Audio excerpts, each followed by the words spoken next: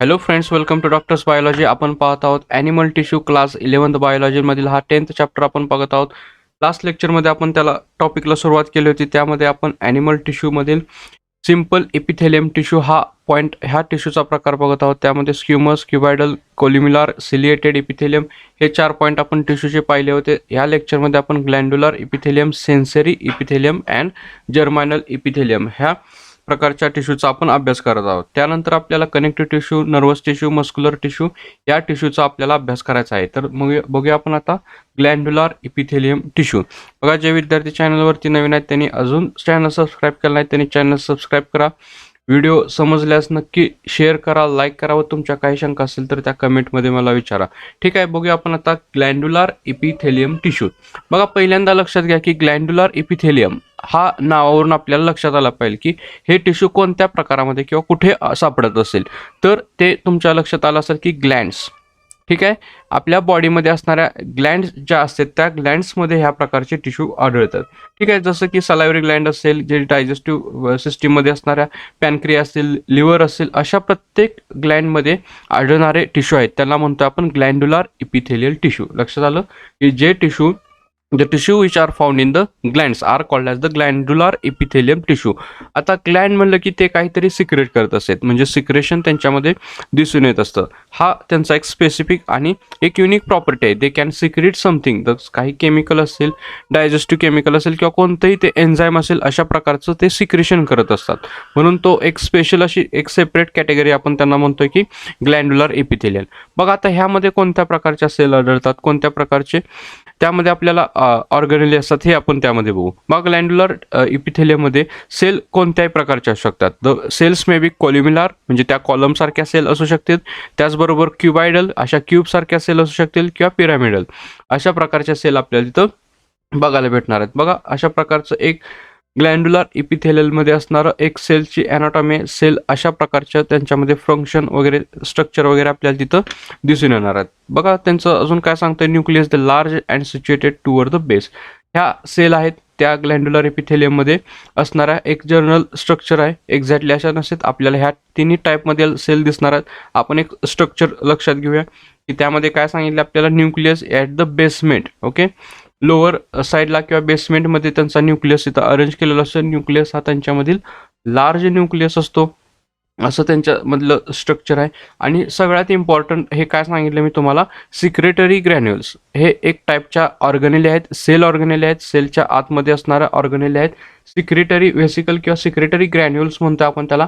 हे ग्रॅन्युल त्यांच्यामध्ये प्रेझेंट असते. This is the unique property of glandular epithelium. लक्षात आलं का की त्या सेलच्या टाईपमध्ये किंवा त्या सेलच्या सायटोप्लाझममध्ये एक प्रकारचं युनिक असं प्रॉपर्टी, युनिक असा एक ग्रॅन्युल प्रेझेंट असतात, त्याला म्हणतो आपण सिक्रेटरी ग्रॅन्युल. ते सिक्रेट समथिंग, म्हणजे काहीतरी सिक्रेशन ते सिक्रेट करत असतात. Depending upon the gland they can secrete the enzymes or any chemical substances from their tissue. म्हणजे त्या सेलपासून जे काय सेल सिक्रेशन अराईज होणार आहे ते त्या सेल टाईपवरून किंवा त्या ग्लँड टाईपवरून ते सिक्रेट करणार. आपण पुढे बघणार आहोत की कोणत्या प्रकारचे ग्लँड्स वगैरे असतात ते. ठीक आहे, लक्षात आलं का.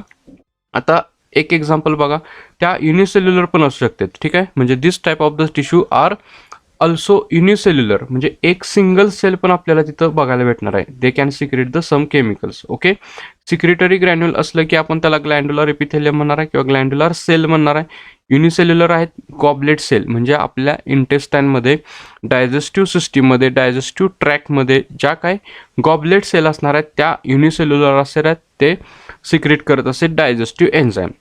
Okay, next one is multicellular cells आहेत. मल्टीसेल्युलर सेल्स पण आहेत तिथं, मल्टीसेल्युलर टिश्यू पण तिथं तयार झालेले आहेत. भरपूर अशा सेलपासून काही ग्लँड्स तयार झालेले असतात आपल्या बॉडीमध्ये, जसं की salivary gland. It is the also secretory granules present and this gland also secrete saliva.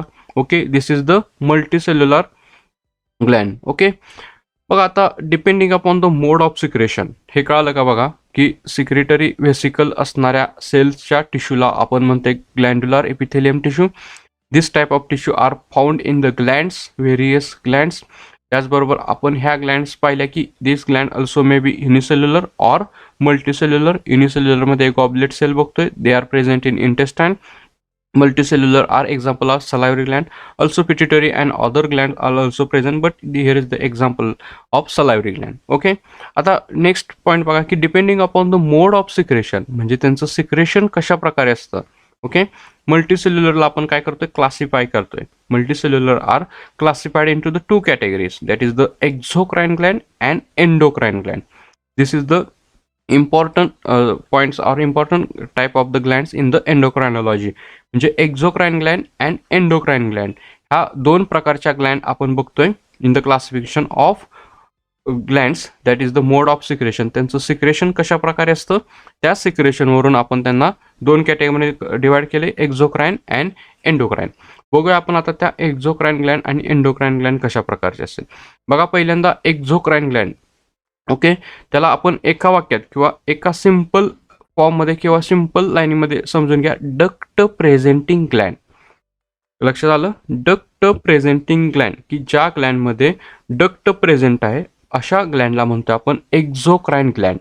लक्षात आलं का. बघा की कोणती पण आपण हे बघतोय पहिल्यांदा ग्लॅन्ड, इट इज द मल्टीसेल्युलर ग्लॅन्ड. आता सपोज की दिस इज द ग्लॅन्ड, एक्झॅक्टली अशी नसते पण एक सपोज करा की ही ग्लॅन्ड आहे, त्यांच्यामध्ये काय तर ती ग्लॅन्ड ह्या इथं सिच्युएटेड आहे आणि तेच त्यांचं सिक्रेशन कुठेतरी दुसरीकडे करतात, म्हणजे त्यांच्यामध्ये एक डक्ट प्रेझेंट आहे. डक्ट म्हणजे काय, it is the something vessel like structure, एक व्हेसल आहे तिथं डक्ट आहे, अशा ग्लॅन्डला म्हणतो आपण exocrine gland, that is the duct presenting ग्लॅन्ड.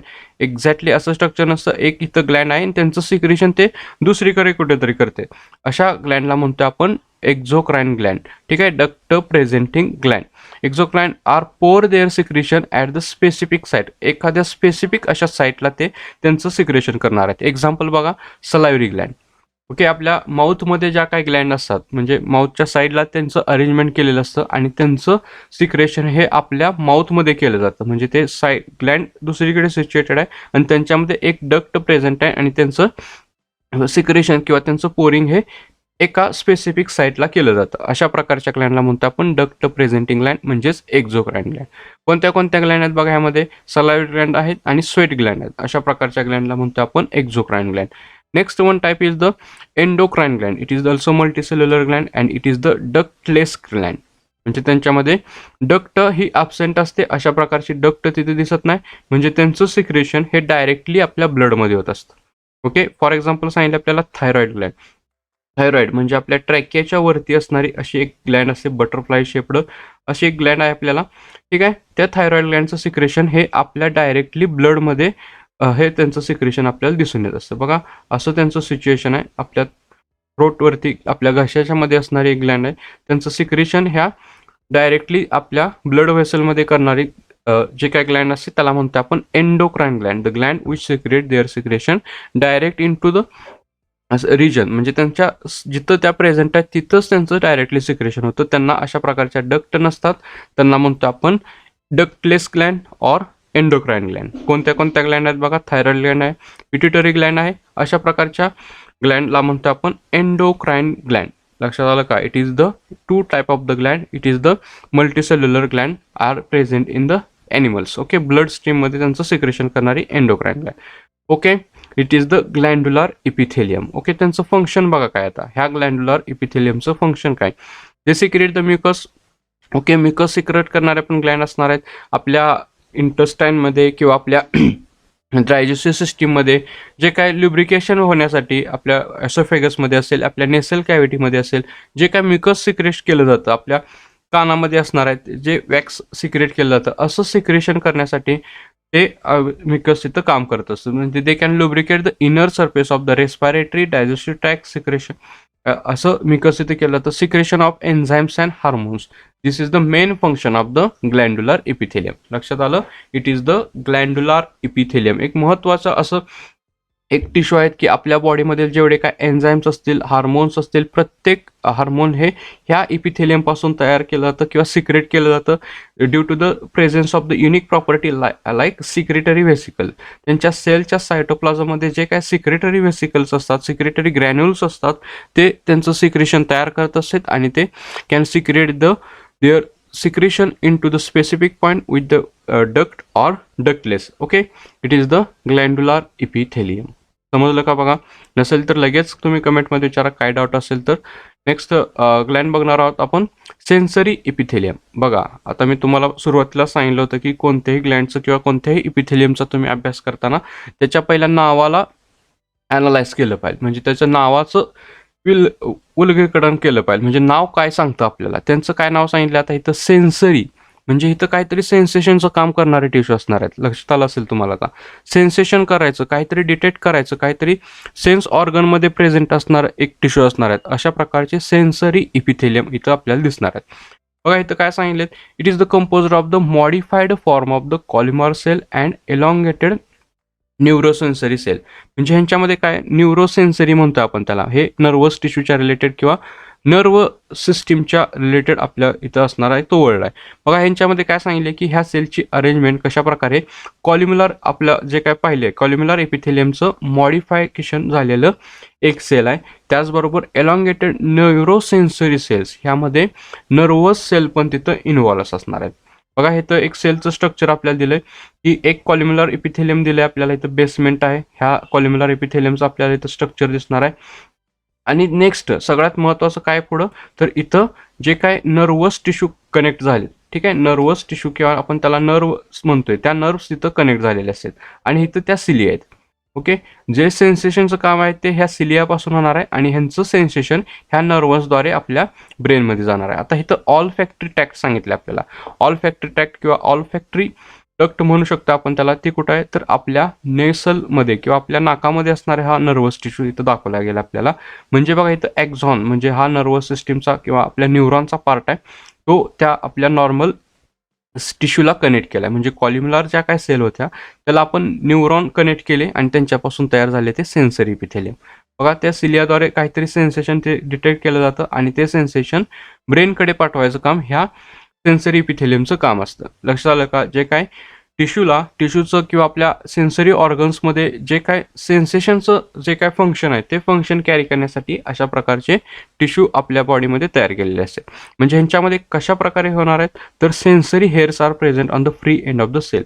म्हणजे त्या सेलचा जो काय सेन्सरी एंड आहे, ओके, जो काय फ्री एंड आहे तिथं सेन्सरी हेअर्स म्हणजे सिलियासारखे काही तिथं स्ट्रक्चर तिथं प्रेझेंट असतात आणि त्याच्यामध्ये नर्व फायबर तिथं आपल्याला दिसत असणार आहे. अशा प्रकारे त्यांचं स्ट्रक्चर दिसतं आपल्याला. त्याच्या बेसमेंट मेम्ब्रेनवरती आपण त्याचं नर्व फायबर जोडलेत, जेणेकरून तो सेन्सरी जे काय सेन्सरी ह्यानं काही सेन्स केलं, काही डिटेक्ट केलं, ते डिटेक्ट आपल्या ब्रेनकडे पोहोचवण्यासाठी, ब्रेनला माहिती पाठवण्यासाठी ह्या सेन्सरी इपिथेलियमचं तिथं आपल्याला फंक्शन दिसून येणार आहे. बघा फंक्शन काय काय दिसणार आहेत आपल्याला.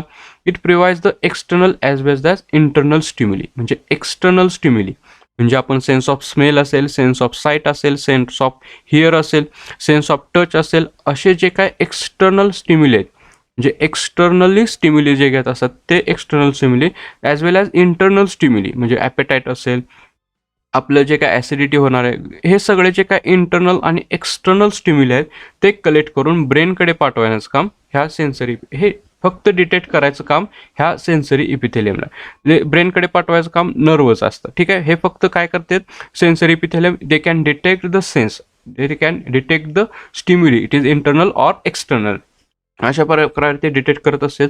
म्हणजे बघा these are found in the nose. मी आता सांगितलं की नोज म्हणजे ऑल फॅक्टरी त्याला आपण म्हणतोय. आपल्या सेन्स ऑफ स्मेल डिटेक्ट करण्यासाठी ह्या नोजमध्ये असणाऱ्या सेन्सरी इपिथेलियम्स आहेत. त्याचबरोबर इयरमध्ये ऑडिटरी हेअर्स असतात, म्हणजे सेन्स ऑफ साऊंड वगैरे आपण जे काय म्हणतोय ते डिटेक्ट करण्यासाठी, आणि आपल्या आईजमध्ये sense of sight, photo receptor असतात. अशा प्रकारच्या सेल आपल्या डोळ्यामध्ये आपल्याला तिथं प्रेझेंट असताना दिसणार आहेत आणि हे काय करत असते तर आपल्याला सेन्सेशनसाठी मदत करत असतात. It is the sensory epithelium tissue. लक्षात आलं का, सेन्सरी इपिथेलियल टिश्यू. बघा यामध्ये काय डाऊट असेल तर विचारा लगेच कमेंटमध्ये. आपण आता लास्ट टिश्यूचा पॉईंट बघणार आहोत की त्यामध्ये आहे जर्मायनल इपिथेलियल टिश्यू. बघा जर्मायनल इपिथेलियम टिश्यू काय सांगतंय, एक इम्पॉर्टंट आणि महत्त्वाचा सेलचा टिश्यूचा टाईप आहे.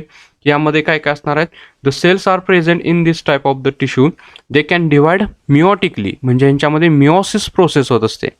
Okay, they can divide meiotically. Meiotic म्हणजे काय तर मिओसिस. ओके, मिओसिस म्हणजे आपल्याला माहीत असेल की हेप्लॉइड सेल, डिप्लॉइड सेलपासून हेप्लॉइड सेल फॉर्मेशन करायचं काम तिथं होत असतंय. म्हणजे ह्या टिश्यूमध्ये असणाऱ्या सेल ह्या मिओटिकली डिवाइड होतात. म्हणजे त्यांनी काय करतात, it is the helpful for gamete formation. Gamete तयार करण्यासाठी ह्या प्रकारच्या सेल, ह्या प्रकारचे टिश्यू तिथं काम करत असेल. आता हे कुठं असेल? The lining of the seminiferous tubule and lining of the ovary. म्हणजे फिमेल रिप्रोडक्टिव्ह सिस्टीममध्ये ओव्हा किंवा एग तयार करण्यासाठी जी प्रोसेस असते म्हणजे female gamete. Okay, female gamete तयार करण्यासाठी जे काय प्रोसेस लागते किंवा जे टिश्यू लागतात ते टिश्यू ह्या जर्मानल इपिथेलियममध्ये आपल्याला बघायला भेटणार आहेत. त्याचबरोबर मेलमध्ये सेमिनिफेरस ट्यूबल, तिथं स्पर्म प्रोडक्शन म्हणजे मेल गॅमेट तयार करण्यासाठी जे काही टिश्यू असतात त्याला म्हणतो आपण germinal epithelium. Germinal epithelium are found in the testes and ovaries. मेलमध्ये टेस्टीजमध्ये आणि फिमेलमध्ये ओव्हरीजमध्ये हे तिथं अशा प्रकारचे टिश्यू, इपिथेलियल टिश्यू फाउंड होत असतात आणि त्यांच्यापासून हे गॅमेट तिथं तयार होत असतात. मेल गॅमेट आणि फिमेल गॅमेट अशा प्रकारे आपल्याला हे जर्मानल इपिथेलियम हे दिसून येते. लक्षात आलं? यांच्यापासून आपण गॅमेट तयार झालेले बघत असतोय. ठीक आहे, इथं आपलं सिम्पल इपिथेलियम टिश्यू हा पॉईंट संपलाय. नेक्स्ट आपल्याला बघायचं आहे सेल जंक्शन.